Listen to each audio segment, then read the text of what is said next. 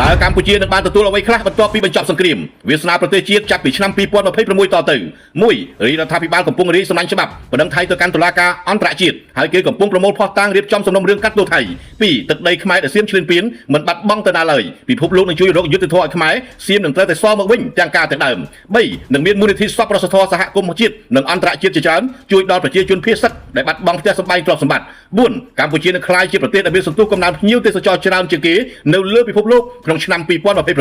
5កម្ពុជានឹងក្លាយជាប្រទេសដែលមានប្រជាប្រិយទាក់ទាញទេសចរបំផុតក្នុងពិភពលោក6កម្ពុជានឹងមានឈ្មោះជាប្រទេសដែលមានប្រជាជនរស់រាយចិត្តទូលាយជាងគេក្នុងលោក7កម្ពុជានឹងមានឈ្មោះជាប្រទេសដែលមានសិល្បៈវប្បធម៌ស្រស់ស្អាតបំផុតក្នុងលោក8កម្ពុជានឹងទទួលបានការជ្រោមជ្រែងលើវិស័យសេដ្ឋកិច្ចនិងបច្ចេកវិទ្យាពីអាមេរិកចិននិងឥណ្ឌា9កម្ពុជានឹងមានវិនិយោគិនជាច្រើនមកដាក់ទុនបង្កើតក្រុមហ៊ុនធំៗ10កម្ពុជានឹងក្លាយជាប្រទេសទទួលបានការស្រឡាញ់យកចិត្តទុកដាក់បំផុតពីប្រជាជនឥណ្ឌា11កម្ពុជានឹងជាប់ឈ្មោះជាប្រទេសដែលមានទំនាក់ទំនងផ្នែកសាសនានិងការទូតល្អបំផុតក្នុងលោក12កម្ពុជានឹងក្លាយជាប្រទេសគំរូផ្នែកទំនាក់ទំនងសាសនានេះបើយោងតាមលោកគ្រូមហាមង្គលបានបកស្រាយ